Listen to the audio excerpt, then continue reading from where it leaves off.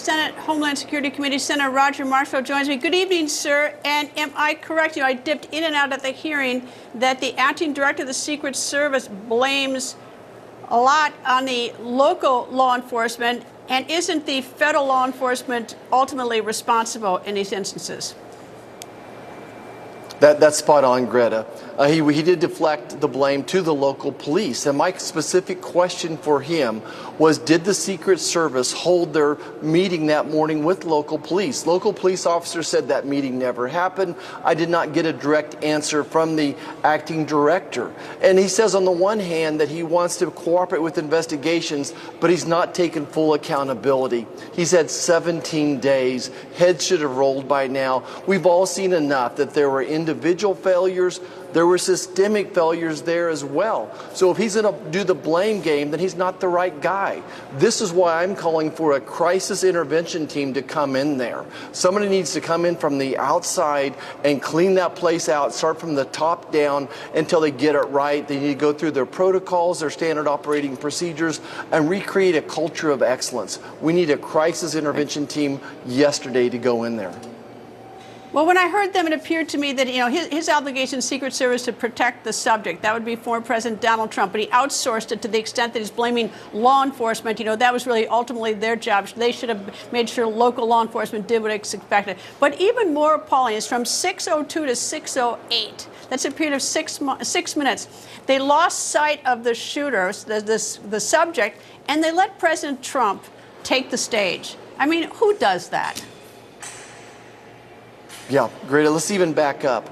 My second question for the acting director is, why was that building not in the primary security range? There was 10 buildings within 500 yards that had a direct line of sight to President Trump, and they weren't in the primary security range. At least he did come forth and say exactly what happened during those 7 or 8 minutes as you describe it. Here's a 21-year-old lone wolf, a kid with really minimal military security experiences. He jumps up on an air conditioner, jumps up on a building, and then scales the roof of 4 different buildings, jumping from building to building. That's what was going on in those 7 or 8 minutes. If we'd had a drone in the air, we should have seen him. I don't know why there wasn't some better direct line of sight looking down. There's a water tower. We could have had Secret Service agents on. Again, operational control was lost. Systemic failure after systemic failure. Senator, how about this? If I make a right turn on red someplace where I shouldn't get pulled over, the D.C. police have cameras, and they're wearing cameras. It's all going to be recorded. You have this whole very serious production. Apparently, they don't have audio recordings of any communication between the Secret Service. Those have not been recorded, or have they been recorded? So at least we can piece together what happened.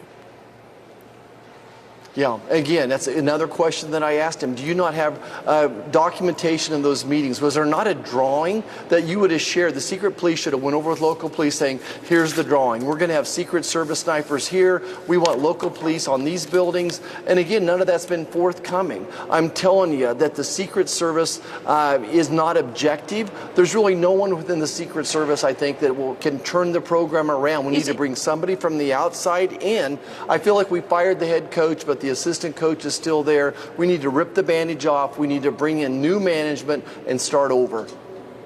Well, I know many men and women who are Secret Service who did an unbelievable job, but but the leadership at the top really needs to answer questions, because it starts, for me at least, at the top. Senator Roger Marshall, thank you, sir. Thank you, Greta.